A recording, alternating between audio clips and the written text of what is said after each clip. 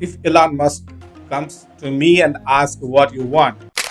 So Dhruva was crying a lot. I mean, he's emotional. It's a big mistake because he could have asked.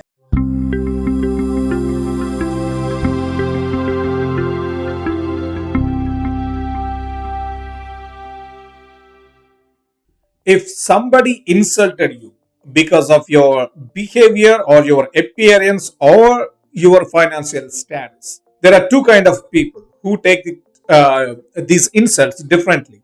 So in one category, they just ignore them. They don't even care, and then they lead their normal lives as usual. But the other category of people, they take these insults to their heart, and then they strive to achieve something because those insults motivate them to achieve something, which is great.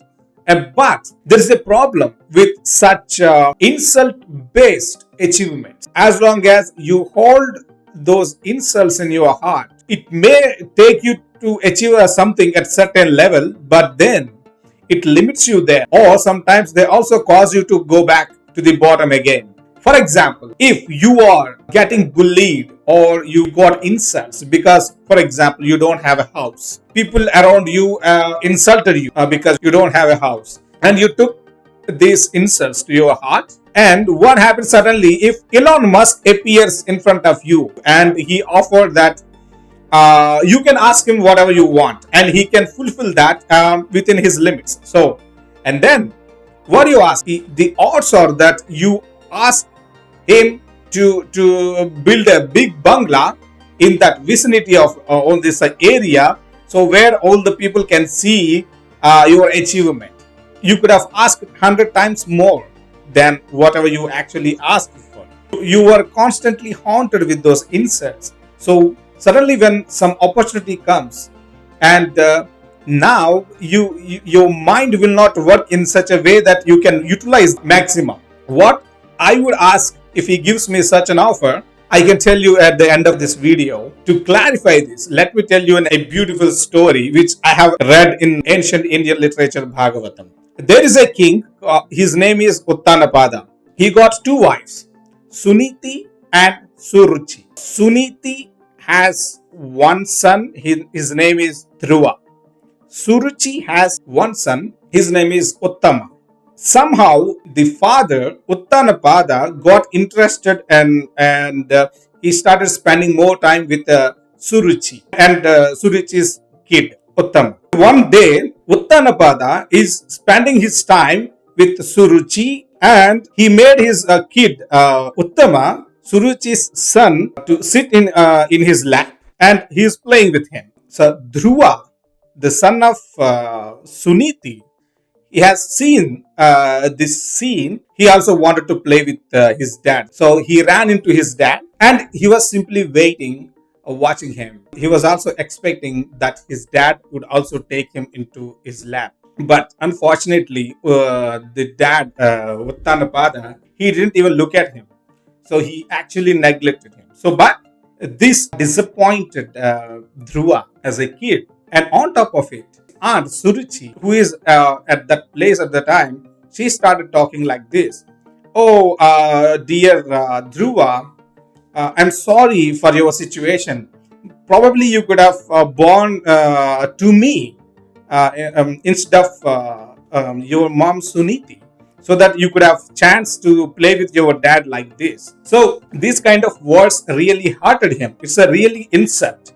So Dhruva was crying a lot. I mean, he's emotional. So he couldn't stand anymore at that place and he ran away and he went to his mom. He explained everything to his mother, Suniti, and now he was insulted and motivated to really prove something.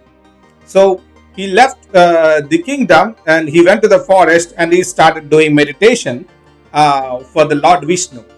So after his intensive meditation, and the God appeared himself in front of Dhruva. Now the God asked him, what do you want?